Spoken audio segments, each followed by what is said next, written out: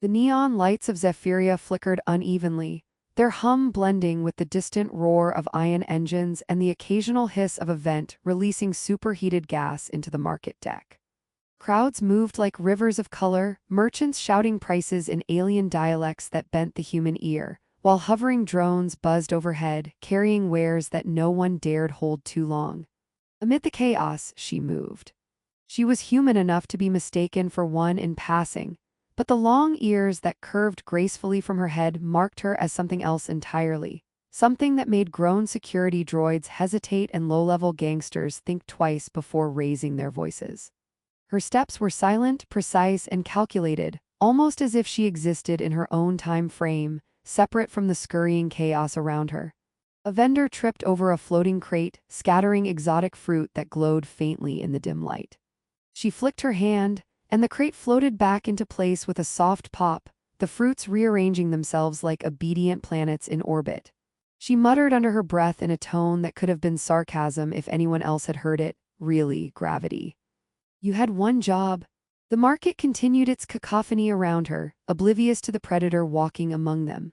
Kale stumbled through the crowd, clutching a battered datapad and muttering to himself about recording the cultural architecture of Zephyria without actually dying in the process. He nearly collided with her, arms flailing, sending a display of floating crystals wobbling. She raised an eyebrow, her long ears twitching in irritation or curiosity. He couldn't tell which. Watch it, she said softly, her voice measured like a scalpel cutting air. Or don't, your choice, but this isn't your planet. Kale froze. I'm sorry, I'm just trying to, observe. He waved his datapad helplessly as if it might serve as a shield against someone who clearly could crush him without breaking a sweat. She studied him for a long moment, her eyes narrowing in a way that would have terrified most humans, but instead Kale blurted, "You know those ears are very aerodynamic. Are they for speed or style?" Her lips twitched, just a flicker, barely perceptible. She didn't answer. She moved past him with the elegance of someone who owned every meter of space she occupied, yet somehow Kale fell into step beside her, trying not to get squashed by a crowd that ignored both of them. "You know," he whispered conspiratorially, "I've read that people with long ears are better listeners. I guess that makes sense if you're hunting people." He winced immediately, realizing that might have been a bad joke. "Keep talking," she said without turning her head. "You're amusing for a human." Kale's nerves were a tangled mess of excitement and terror, but he pressed on. Do you often hunt people, or is today special?" Her eyes flicked toward a thin, wiry alien weaving through the crowd, muttering threats into a wrist comm. She tensed, ears pivoting, and Kale suddenly realized she wasn't just watching him. She was scanning everything, calculating, anticipating, always one step ahead. The wiry alien approached a vendor with a knife that shimmered in magnetic light. The vendor froze. In an instant, she was there, standing between the threat and the target. The wiry alien lunged, and she moved. There was no flourish, no theatrics, just precise motion, her hand gripping his arm with a snap that bent it against the laws of physics in a way that made Kale wince audibly. The attacker screamed, stumbled backward, and found himself floating helplessly as micrograviton fields pinned him to a nearby wall. Kale swallowed. Wow, that was, efficient. His voice was weak, but his attempt at humor was desperate. Like surgical, maybe with a side of murder. She didn't respond. She didn't need to. The wiry alien was neutralized, groaning softly as a small drone hovered to scan him. She flicked the drone away with a hand gesture that sent it spinning into the air like a lazy comet. Then she glanced at Kale, her expression unreadable. "Do you always talk this much when you're about to witness someone die?" "No." Kale exclaimed, "I mean yes, not die exactly." His words tumbled out in a panicked jumble. She let out a quiet sigh that might have been amusement, and Kale immediately thought, okay, that's progress. She didn't kill me. The market resumed its normal chaos, oblivious to the violence that had just been averted. Vendors shouted, drones buzzed, and somewhere above, a gravity field flickered, sending a tray of luminescent drinks wobbling dangerously. Kale pointed at it. Careful, those could explode." She simply raised an eyebrow. A single flick of her fingers steadied the tray, drinks hovering as if nothing had happened. Kale laughed nervously. "You know, if I didn't know better, I'd say you were having fun." Her ears twitched. Fun is a human concept, she said lightly. I prefer efficiency, but this was mildly entertaining. Kale nodded. Mildly entertaining, got it. I'll file that under alien behavior I can handle. He realized he was dangerously close to sounding like a sidekick in a bad sci-fi holofilm. He cleared his throat. So, what brings you to a market where people try to stab each other for fun? Her eyes glimmered. Business, protection, a little cleaning up. She glanced at him sidelong, and for the first time, Kale felt the weight of her presence, the deadly calm beneath the casual movements, the way her long ears caught the faintest vibrations of the city around her. Stay out of trouble, she added, or create it carefully, preferably for someone else. Kale chuckled nervously. I'll try my best. They moved on, weaving through alleys that bent gravity sideways past floating vehicles and crystalline signage that hummed with energy. Kale kept making small jokes, pointing at malfunctioning hoverbots or commenting on the eccentric fashion of the aliens around them. She didn't laugh, but her eyes flicked with something almost like amusement.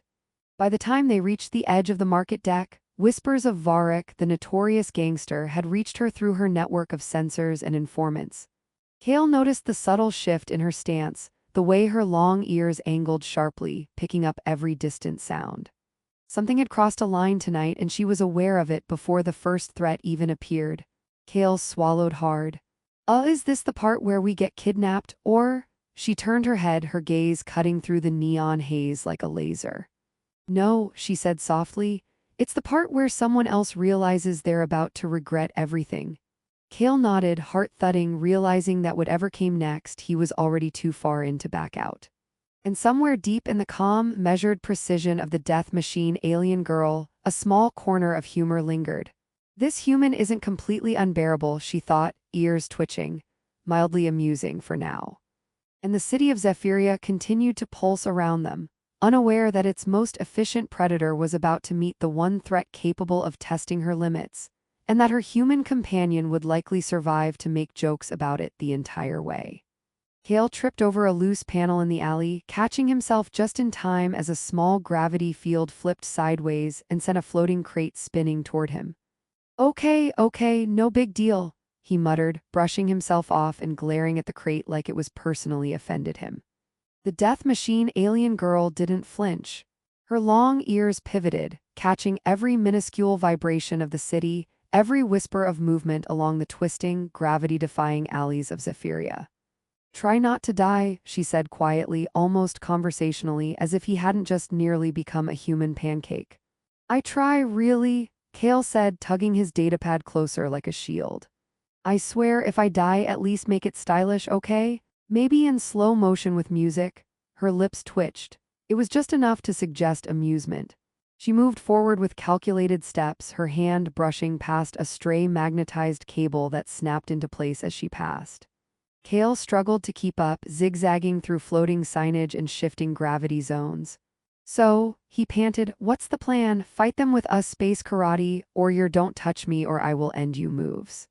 She glanced at him over her shoulder, one eyebrow raised. Mostly the latter, but occasionally I like theatrics. She pivoted mid-step, catching a small, hovering drone that had tried to spy on them, twisting it like a toy and sending it spinning into a neon billboard. There, she said, less annoying for now. Kale nodded enthusiastically. See, efficiency, that's teamwork, right? One of us panics and trips and the other saves the day with style. He grinned nervously. I call that a win.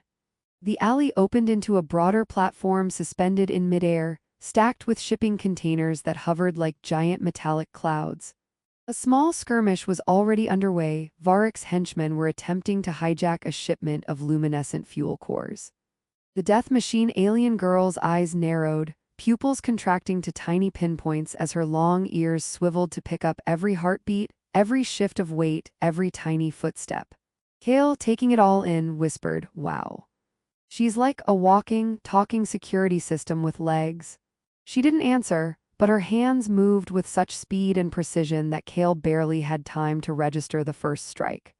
A henchman lunged with an energy blade and she bent backward, grabbing his wrist and twisting it into a gravity lock field that held him suspended upside down. Kale coughed nervously.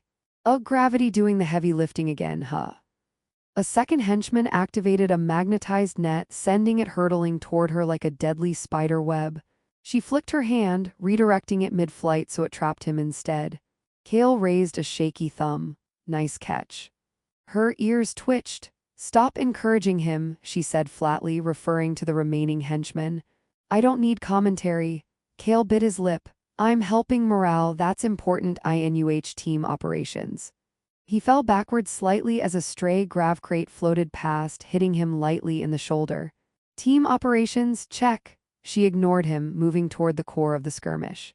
Her long ears caught the subtle hum of the energy cores, detecting instability before it became dangerous. One of the crates began to pulse erratically, and she flicked her wrist. The crate stabilized midair, levitating like a controlled comet. Kale laughed nervously. Look at that, she's not just a fighter, she's AUH crate whisperer. The next few minutes were a blur of precision strikes, energy pulses, and narrowly avoided disasters. Kale, for his part, did his best to avoid becoming collateral damage, making quiet jokes about how gravity seemed to have a personal vendetta against him. Honestly, he muttered, it's like the universe hates my clumsiness, but I'm fighting back with us-style commentary. They finally reached the upper levels of the platform, where the gravity zones twisted sideways, making the floating containers feel like a dizzying labyrinth. Kale stumbled again, catching a rail that flickered under shifting magnetic currents. Okay, he gasped. I think I officially qualify for zero-G chaos training, or maybe just zero luck. The death machine alien girl moved along the same rail with perfect balance, her long ears streaming behind her like banners in the wind.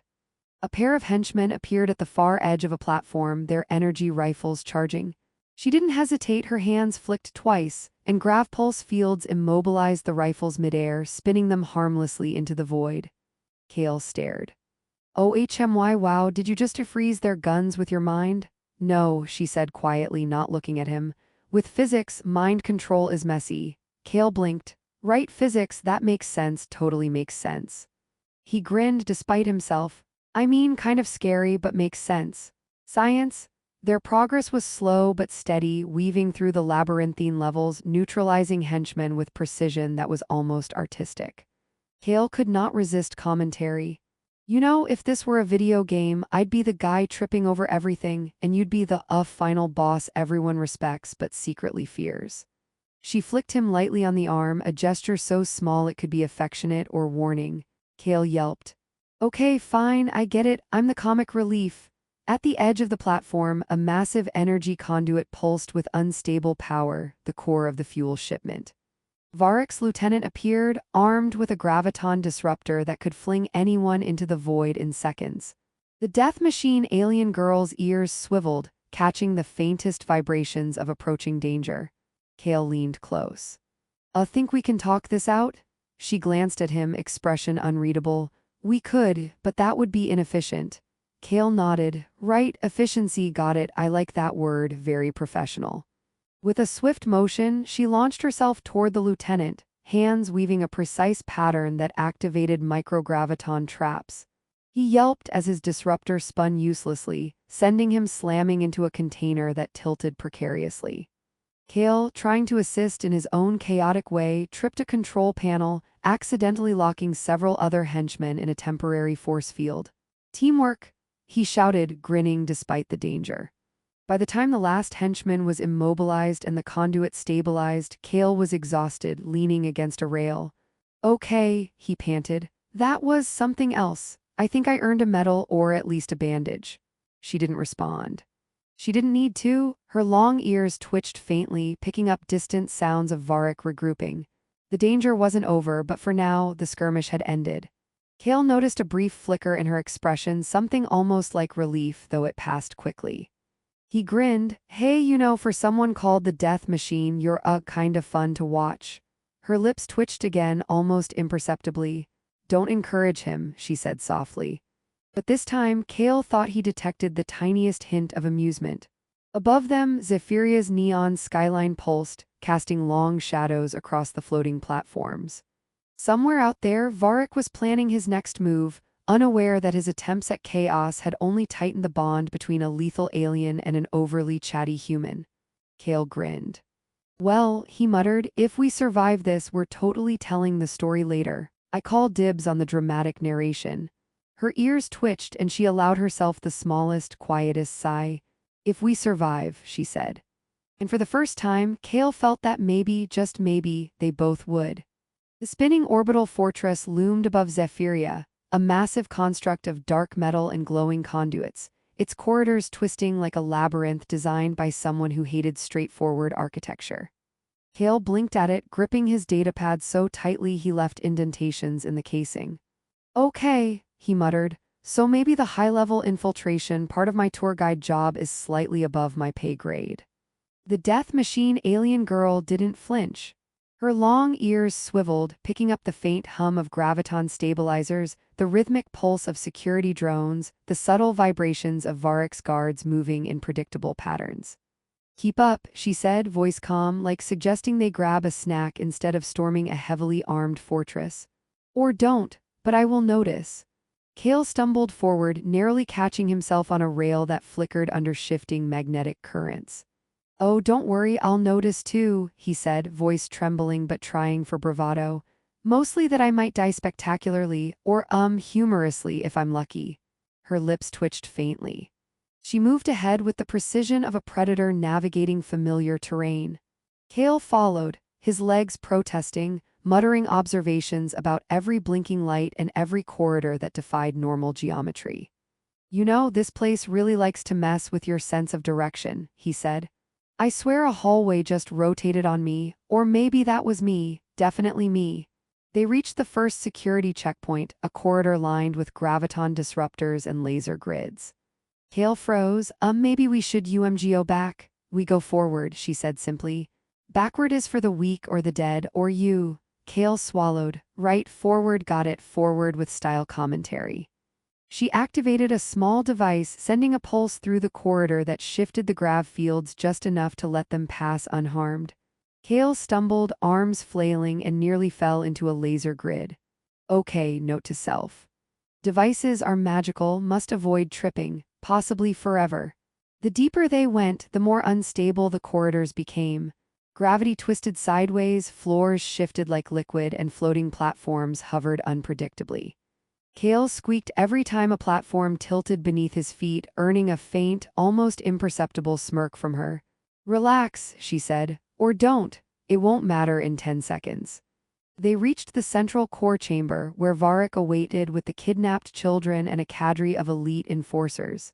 His graviton disruptor pulsed menacingly, and the room itself seemed alive, conduits shifting like serpents ready to strike. Kale swallowed audibly. Maybe we could negotiate. I hear bad guys like, smooth talk. Smooth talk is inefficient, she said, her eyes glinted with focus. And you talk too much. Varric sneered, gesturing at the children. So, this is the human and the little elf girl with the ridiculous ears, he said. I was hoping for something entertaining, and here you are, slightly amusing, mostly annoying. Kale raised his hands, mostly annoying. Thank you for noticing. I try to bring balance. The death machine alien girl moved first, her long ears flicking to catch the exact vibrations of Varric's heartbeat, his guards' footfalls, even the faint hum of unstable energy conduits. She struck with precision, sending 2 enforcers spinning into walls with micrograviton pulses. Kale, panicking but determined to help, tripped over a cable, accidentally activating a force field that trapped 3 more guards. Teamwork, he shouted, arms flailing. Varric roared in frustration, activating his disruptor to fling them into the void. She sidestepped, catching the disruptor's pulse in a graviton loop that spun it harmlessly. Kale ducked, muttering, note to self, do not stand where she is about to stand. Repeat, do not stand where she is about to stand. The alien girl's movements were a blend of lethal grace and precision engineering. Her fingers manipulated micrograviton fields, redirecting energy blasts, stabilizing floating children, and neutralizing every threat before it could react. Kale tried to mimic her, mostly by panicking in ways that accidentally helped, sending guards tumbling into each other or activating safety protocols he didn't understand. See, he gasped, I'm useful in creative ways. Finally, only Varric remained. The fortress shuddered as its unstable core pulsed, threatening to overload. Kale watched, wide-eyed, as she approached Varric, hands weaving a pattern that activated the conduits in reverse, destabilizing the disruptor. Maybe say something dramatic, Kale whispered. I hear that helps in movies. Inefficient, she said quietly. Her hand shot out, snapping the disruptor and sending Varric sprawling. Kale blinked. Oh, okay, that was a dramatic. Very dramatic, nice touch. With the children freed and Varric neutralized, Kale leaned against a rail, panting. I think we did it somehow. She adjusted a floating crate for one of the kids, her long ears twitching. Efficiency achieved, she said. Then, glancing at Kale, she added, and you survived, barely, but that's your contribution. Kale grinned despite the adrenaline. I call that growth. I survived the chaos. That counts as character development, right? She tilted her head, a faint glimmer in her eyes. Perhaps you're slightly less intolerable than when I met you. Kale chuckled. Slightly, that's a progress, I'll take it, small victories. As they made their way back to Zephyria, Kale realized he had changed.